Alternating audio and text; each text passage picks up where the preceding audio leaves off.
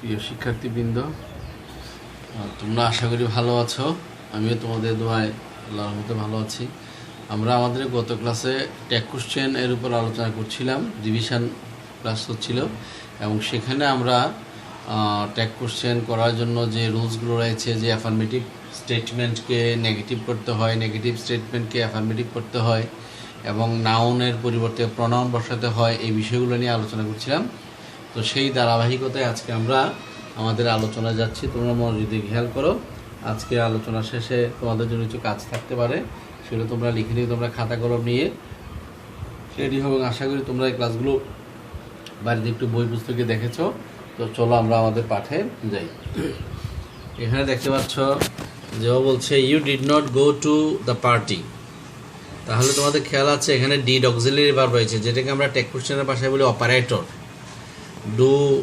Do did done, do did does, এগুলো অপারেটরের মধ্যে পড়ে বা অক্সিলারি ভার্ব। এই ডিড দিয়ে প্রশ্ন করা হয়েছে এখানে যে ডিড ইউ। এখানে যেহেতু নাবোধক আছে তাই এটাকে হাবোধক করা হয়েছে। আমরা জানি নাবোধক থাকলে হাবোধক প্রশ্ন হয়, এবং এখানে অক্সিলারি ভার্বটা চলে আসছে ডিড ইউ। নেক্সট হচ্ছে she would buy a car if she had the money. তোমরা একটু গ্যাস করতে পারো এখানে কি দিয়ে প্রশ্নটা হইতে পারে?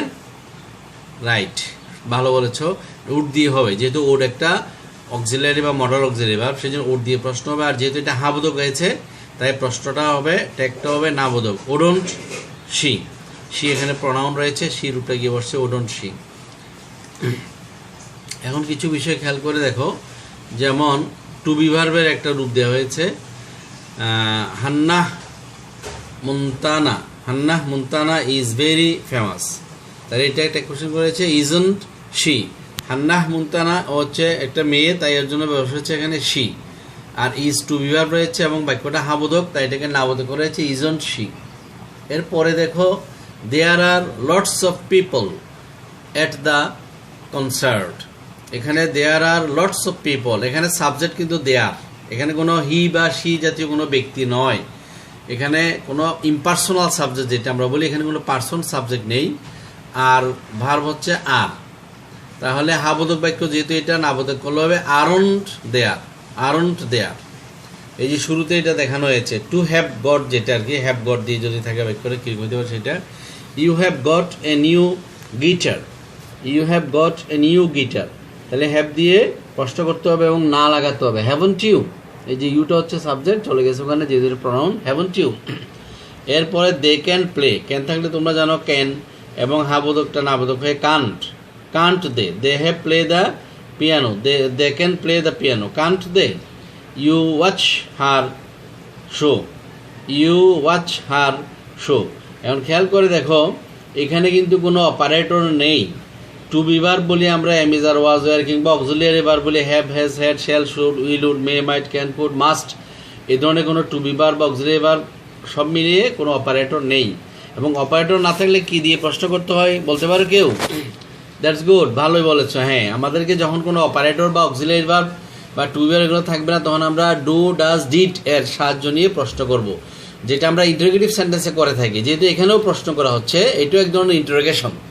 এবং আমরা জানি ইন্টারোগেটিভ সেন্টেন্সে যদি to be verb auxiliary verb থাকে, ওইটাকে নিয়ে প্রথমে নিয়ে প্রশ্ন করতে হয়।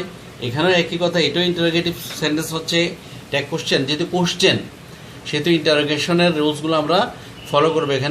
এখানে যেহেতু কোনো to be verb auxiliary verb নাই, ডু দিয়ে প্রশ্ন হবে, এবং হাবোধক আছে তাই নাবোধক হবে ডোন্ট, এবং ইউটা ওখানে যাবে ডোন্ট ইউ।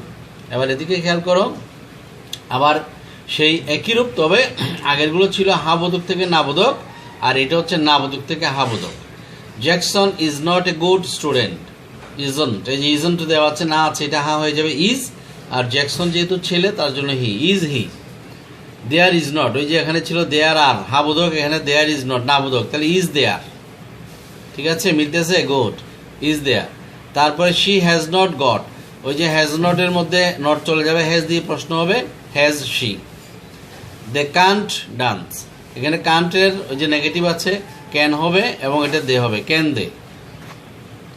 এবার দেখো ইউর সিস্টার ডাজন্ট সিং, তাহলে ডাজন্ট চলে যাবে, নেগেটিভটা চলে গেলে ডাজ থাকবে, এবং ইউর সিস্টার যেহেতু মেয়ে, এটা ফেমিন জেন্ডার, এই জন্য হবে ডাজ শি। এখন খেয়াল করো যে no living being is above death, কোনো জীবিত প্রাণী মৃত্যুর ঊর্ধ্বে নয়। এখানে খেয়াল করো শুরুতে কিন্তু নো দেওয়া আছে, মানে নাবোধক। তাহলে এখানে যেহেতু নাবোধক, তাহলে এটা হয়ে যাবে হাবোধক স্বভাবতই। তাহলে এখানে তিনটে অপশান দেওয়া আছে, আর দে, আর ইউ, ডোন্ট ইউ। তাহলে এখন কোনটা হতে পারে বলে তোমরা বলো তো দেখি, তোমাদের ধারণা আছে কোনটা হতে পারে? No living being is above death. খেয়াল করে এখানে কিন্তু ইজ আছে, নো লিভিং বিং ইজ, কিন্তু এখানে কোনো জায়গায় কি ইজ আছে? এখানে কিন্তু অক্সিলারি ভার্ব বা টু বি ভার্ব যেটা আমরা অপারেটর ইজ ছিল, কিন্তু এখানে কোথাও ইজ নাই। কেন এটা হলো? প্রথম কথা হচ্ছে এখানে খেয়াল করে আমরা জানি যে নো থাকলে নো বডি, নান, নো ওয়ান এগুলোর জন্য দে ব্যবহার করতে হয়, কারণ এটা হচ্ছে ইনডিফিনিট প্রনাউন, যেটাকে আমরা বলি অনির্দিষ্ট, কোনো নির্দিষ্ট করে বোঝানো হচ্ছে না এবং একজনকে বোঝানো হয় না। নো লিভিং বলতে এখানে কোনো প্রাণী নয়, তাহলে এখানে বহু বচন মিন করছে। এই জন্য নো, নাথিং, নট এগুলো থেকে দে ব্যবহার করতে হবে। এখানে যদি subject nobody, no one, none, no living being এরকম দে ব্যবহার করতে হবে। তাহলে এখানে যে ইউ দেওয়া আছে এগুলো এমনি বাতিল হয়ে যাচ্ছে। আর আমরা জানি দে সাথে কি হয়, দে ইজ দিয়ে প্রশ্ন করা যায়, দেখে দে ইজ হয় না দে আর হয়। ফাইনে যাও, ভালোই বলেছে, দে আর হয়। তাহলে আর দে, এটা যেহেতু নাবোধক আছে এখানে না হবে না, আর দে। ঠিক আছে, কারো কোনো প্রশ্ন থাকলে তোমরা ক্লিয়ার হয়ে নিও, আর দে, ফাইন। তারপর আমরা নেক্সট প্রশ্ন ইয়েতে যাচ্ছি, আমাদের পরের ইয়েটাতে। আচ্ছা, তাহলে আমরা নেক্সট ইয়েটা দেখি। Money is a must for our life, money is a must for our life. তাহলে এখানে কী দিয়ে আমরা প্রশ্ন করব? প্রথম কথা হচ্ছে মানির জন্য আমরা সাবজেক্ট কি নিয়ে যাব? মানি তো নাউন, আমরা কি নাউন রূপ ব্যবহার করতে পারি? এটা কোশ্চেনে না, পারি না, ফাইন, সুন্দর বলেছ। আমরা এর প্রনাউন রূপ ব্যবহার করতে পারি। তো মানির জন্য প্রনাউন রূপ কি উই হবে নাকি অন্য কিছু? এখানে কিন্তু খেয়াল করো তোমরা যে দুইটা জায়গাতে কিন্তু কি রয়েছে, উই রয়েছে, এক জায়গায় ইট রয়েছে। মানির জন্য কী ব্যবহার করবো? ইট, গুড, ফাইন বলেছ।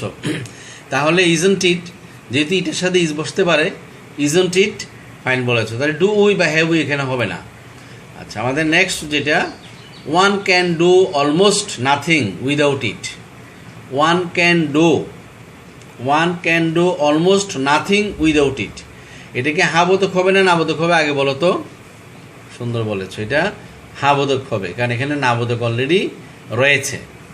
তাহলে one can do almost nothing without it, যেহেতু ক্যান আছে, ক্যান আসবে এবং কি হবে না, নেগেটিভ হবে না। তাহলে ক্যান ওয়ান যেটা আমাদের লাস্ট ওয়ান যেটা রয়েছে ক্যান ওয়ান, সেটা হবে, বাকিগুলো হবে না। তারপরেরটা যেটা, but money can hardly bring happiness. এখানে একটা কথা কি মনে আছে তোমাদের? কিছু শব্দ রয়েছে যারা দেখতে হাবোধক হলো মিনিংয়ের দিক থেকে নাবোধক। যে শব্দগুলো হাবোধক সেন্টেন্সের দিকে আমাদেরকে দেখতে মনে হবে যেন সেন্টেন্সটা হাবোধক, এই শব্দগুলো থাকলে হার্ডলি, স্কার্সলি, রেয়ারলি, হ্যাঁ সুন্দরই তো, ভালোই বলেছো, তোমাদের তো মনে আছে দেখি, গুড, থ্যাংক ইউ, তোমরা মনে রাখতে পেরেছো। হার্ডলি, স্কার্সলি, রেয়ারলি এই ধরনের, রেয়ারলি, হার্ডলি, স্কার্সলি এই ধরনের কিছু শব্দ, টু, টু এই ধরনের শব্দগুলো থাকলে ওই সেন্টেন্সটাকে নাবোধক প্রশ্ন করা যায় না, কারণ এই শব্দগুলোর মিনিংই নাবোধক। যেমন হার্ডলি মানে কি, খুব একটা নয়, কদাচিৎ, খুব একটা নয়, তার মানে এখানে নাবোধক মিনিংটা আছে। তাহলে এখানেও খেয়াল করে এই ধরনের একটা শব্দ রয়েছে, money can hardly bring happiness. তাহলে আমরা প্রশ্ন করার সময় কি নাবোধক করবো না হাবোধক করবো? ইয়েস, হাবোধক করবো। তাহলে হাবোধক করলে এখানে কান্ট ইউ, ডোন্ট ইউ, আর দ্বিতীয় কথা হচ্ছে এখানে ইউ তো আসতেই পারবে না, কারণ এখানে সাবজেক্ট হচ্ছে মানি, ইট আসবে। তাহলে লাস্ট ওয়ান দেখো, হাবোধক এবং ইট আছে, ক্যান ইট, সুন্দর, ভালো বলেছো। তাহলে ক্যান ইট। তারপরটাতে আমরা দেখি, what you need most to be happy is contentment. What you need most to be happy is contentment. আমাদের যা কিছু সুখী হওয়ার জন্য যা কিছু প্রয়োজন সেটা হচ্ছে তৃপ্তি, আমাদের আত্মতৃপ্তি যেটা আমরা বলি। তো হোয়াট ইউ নিড মোস্ট, এখানে এটাকে ট্যাগ কোশ্চেন করলে প্রথমে দেখো টু বি ভার্ব, এখানে what you need most to be happy is, এখানে একটা ইজ আছে, খেয়াল করেছো? ইজটা কিন্তু টু বি ভার্ব, ইজ দিয়ে এখানে প্রশ্নটা করতে হবে এবং এই সেন্টেন্সটা হচ্ছে হাবোধক, তাই নাবোধক প্রশ্ন হবে। হ্যাঁ, ঠিকই বলেছ, ও ধরে ফেলেছে, এটা ইজন্ট ইট হবে, চমৎকার বলেছে। হ্যাঁ, তাহলে আমরা ট্যাগ কোশ্চেন আসলে খুব একটা ক্রিটিক্যাল নয়, একটু সতর্কতার সাথে চোখ বুলালে আমরা ধরে ফেলতে পারবো এগুলো। That is why few people lead a happy life. That is why few people lead a happy life. প্রথম কথা হচ্ছে খেয়াল করে এখানে প্রশ্নটা কি দিয়ে হবে, এটা কি ইজ দিয়ে হবে না এখানে ডু বা ডাজ দুইটা জিনিস এসেছে। That is why few people, তাহলে এখানে সহজেই বুঝতে পারছো যে ইট তো হবেই না, যেখানে পিপল রয়েছে তো ধরে ফেলেছে ডু দে হবে, কারণ ওই যে ইজন্ট ইট হতে পারে না, ইট হবে না, তো ইট তো দুই জায়গায় এখানে দেওয়া হয়েছে, আর আমরা এমনি জানি তো পিপল প্লুরাল নাম্বার এটার জন্য দিয়ে দিতে হবে। আর এখানে বাক্যটা দেখতে বোধক মনে হচ্ছে না। That is Y few people lead a happy life বলেছেন, এখানে তো কোনো না নেই, নো নেই, নট নেই, তাহলে এটা বোধক কেন ডু দেখে না হবে? কারণ হচ্ছে ওই যে বলেছিলাম hardly, scarcely, rarely, too, few, এই শব্দগুলা। ফিউ পিপল মানে কি, মানে এত অল্প সংখ্যক যে না বললেই চলে। Little, there is little water in this glass, এই গ্লাসে এত কম পানি যে নাই বললেই চলে। আর এ লিটল বললে ওইটা হাবোধক হয়ে যায়। There is a little water মানে অল্প পরিমাণ, ঠিক এ ফিউ মানে অল্প পরিমাণ মানুষ। কাউন্টেবল নাউন হলে ফিউ হয়, আনকাউন্টেবল নাউন হলে লিটল হয়। তাহলে এখানে শুধু ফিউ দেওয়াতে ফিউ পিপল মানে এখানে বোঝানো হচ্ছে এত নগণ্য সংখ্যক লোক, মানে একেবারে না বললেই চলে সেটা, এই জন্য এটা ডু দে হবে। ফাইন। তারপরে নান ইজ নান আন্ডার দি সান, পৃথিবীতে কেউ কারো নয়। নান ইজ নান আন্ডার দি সান, তাহলে যেহেতু নান আছে, নোবডি, নো ওয়ান, নান থাকলে দে হয়, এখানে দে একটাতেই আছে, দেখতে পাচ্ছ তোমার প্রথমে আছে আর দে। এবং আর কেন দেশ সাথে ইজ হয় না, এর আগে আমরা একটা এরকম করেছিলাম মনে আছে? হ্যাঁ, এই যাও বলেছে, ঠিক আছে, আমরা আগে একটা করেছিলাম, ওখানেও কি দে ছিল ইজ, কিন্তু আমরা ওটা আর করেছিলাম কারণ যেহেতু সাবজেক্টটা আমাদের দে ব্যবহৃত হয়েছে। তো নো থাকলে নো ওয়ান, নান, নোবডি এগুলোকে দে দিতে হয়, দের সাথে ইজ হয় না, আর হয়, যেন আর দে হবে। ফাইন, চমৎকার। তোমরা মোটামুটি দেখতেছি যে ট্যাগ কোশ্চেনটা তোমাদের বেশ একটা ভালো ইয়েতে চলে এসেছে তোমাদের নিয়ন্ত্রণে। এবার দেখো কিছু রুলস এখানে দেওয়া হচ্ছে যে কখন কি, যেমন never, no, none, no one, nobody, neither, nothing, এই যে barely, rarely, hardly, scarcely, seldom, ওই যে কথা আগে আমি বলেছিলাম, এই ফিউ, লিটল, এবার এগুলো থাকলে, এই জাতীয় শব্দগুলো থাকলে এগুলো মূলত নেগেটিভ ওয়ার্ড, তাই এদের ট্যাগ কোশ্চেন হাবোধক করতে হবে, লাবোধক করা যায় না। So one should work for one's sake, one should one for one's sake, এখানে ওয়ান শব্দটা ওই যে ইনডিফিনিট প্রনাউন, অনির্দিষ্ট, এই জন্য এটার জন্য কী করতে হবে? সো ওয়ান শুড, এখানে নিয়ম অনুযায়ী আমাদের ওই যে ওয়ানটাকেও রাখা যাবে, দে ব্যবহার করা যায়, তবে ওয়ানও ব্যবহার করা যায়, কিন্তু ইউ আনা যাবে না। এই যে এখানে দেখো আবার কেন আনা যাবে না, কারণ এখানে শুড তো আমরা জানি যে মডেল অক্সিলারি, তাহলে শুড থাকলে শুড দিয়ে প্রশ্ন করতে হলে শুড ওয়ান, এটা করা যায়, শুড দেও করা যায়, তো ওয়ান থাকলে ওয়ান দেওয়া যায়, শুড দে অথবা শুড ওয়ান। আচ্ছা, তারপরে দেখো he has lost everything, what a pity, তাহলে এখন এখানে খেয়াল করো, হি হ্যাজ লস্ট এভরিথিং দিয়ে ফুল স্টপ বসেছে, হি হ্যাজ লস্ট এভরিথিং দিয়ে ফুল স্টপ বসেছে, এরপরে দিচ্ছে হোয়াট এ পিটি দিয়ে প্রশ্নবোধক চিহ্ন ডট ডট দিয়ে। এখন এখানে খুব ইন্টারেস্টিং বিষয় হচ্ছে এখানে আমরা কোন সেন্টেন্সটাকে ট্যাগ কোশ্চেন করবো, হি হ্যাজ লস্ট এভরিথিং এটা কি করবো, নাকি হোয়াট এ পিটি দিয়ে যে ডট ডট দেওয়া এখানে? হ্যাঁ, সুন্দর বলেছ যে আসলে যে অংশে আমাদের ট্যাগ কোশ্চেন করার জন্য গ্যাপ দিয়ে নোট অফ ইন্টারোগেশন বা প্রশ্নবোধক চিহ্ন এটা, কারণ এখানে হি হ্যাজ লস্ট এভরিথিং এটা একটা কমপ্লিট সেন্টেন্স, শেষ, এটাকে ট্যাগ কোশ্চেন করার কোনো সুযোগ নেই, কারণ এরপরে আবার আরেকটা সেন্টেন্স শুরু হয়েছে এবং ওই হোয়াট এ পিটি অংশটাকে ট্যাগ কোশ্চেন করতে হবে। এখন কথা হচ্ছে হোয়াট এ পিটি এটা কোন ধরনের সেন্টেন্স? কেউ কি বলতে পারো তোমরা হোয়াট এ পিটি কোন ধরনের সেন্টেন্স? না, সরি, এটা ইন্টারোগেটিভ নয়। হ্যাঁ, যদিও বলতে পারো যে হোয়াট দিয়ে শুরু হয়েছে, কিন্তু হোয়াট দিয়ে শুরু হলে কি ইন্টারোগেটিভ হয়? হোয়াট দিয়ে, হাউ দিয়ে, আরও এক প্রকার সেন্টেন্স আছে যেগুলো হোয়াট বা হাউ দিয়ে শুরু হয়, এই যে, হ্যাঁ ফাইনও ভালো বলেছে, ওগুলো হচ্ছে এক্সক্লেমেটরি সেন্টেন্স। এক্সক্লেমেটরি সেন্টেন্সগুলো হাউ বা হোয়াট দিয়ে, how nice the bird is, what a beautiful bird it is, মনে আছে তোমাদের? তো এইখানে যেটা হয়েছে হোয়াট এ পিটি, এখানে আসলে এখানে কিছু জিনিস উজ্জ্বল রাখা হয়েছে, সাবজেক্ট এবং verb. What a pity it is, it এবং ইজ উজ্জ্বল রাখা হয়েছে, এই ধরনের ব্যবহার এক্সক্লেমেটরি সেন্টেন্সে আছে। তো সেক্ষেত্রে আমরা কি করবো, যে স্যার সাবজেক্টও নাই, ভার্বও নাই, ওই যে বাক্যটাকে পুরো আকারে হলে কি হতো, what a pity it is হতো। ওই ইট ইজ এর ইজকে ধরে এনে আমাদের প্রশ্ন করতে হবে ইজন্ট ইট, এখানে সেকেন্ড ওয়ান দেখো, ডোন্ট ইউ আছে ফার্স্ট ওয়ান, তারপর second one isn't it, third one do you, don't you do you হবেই না, ইজন্ট ইট হবে। গুড, ভালো বলেছো। এবার আরেকটা দিকে আমরা চোখ বুলাই, my sister shut the door, my sister shut the door. খেয়াল করে দেখো, my sister shut the door, এখানে কিন্তু মাই সিস্টার তো সাবজেক্ট, এবং এটা যেহেতু কি, হ্যাঁ মাই সিস্টার, এটা যেহেতু একজন ব্যক্তি, আমার বোন, এটা হচ্ছে ফেমিন জেন্ডার, স্ত্রীলিঙ্গ, সেহেতু সি হবে। শেষ সমাধানে যে দেখো ডিডন্ট সি। এখন প্রশ্ন করতে পারছেন এখানে ডিডন্ট কেন হলো, আরন্ট হলো না, ডোন্ট কেন হলো না, আর তো নাই। এমিজার টু বিভার, এমিজার না থাকলে এগুলো আনা যায় না। এমিজার ওয়াজ এর সেন্টেন্সে না থাকলে এগুলো এনে কোনো ইন্টারোগেটিভ সেন্টেন্স করা যায় না। ইন্টারোগেটিভ এমিজার ওয়াজ ওয়ার এগুলো সেন্টেন্সে থাকতে হবে, তাহলে এগুলো দিয়ে প্রশ্ন করা যাবে। আর না হলে ডু ডাজ ডিড আনতে হবে। এখানেও কিন্তু এমিজার নেই, এই জন্য আরন্ট দেওয়া যাবে না।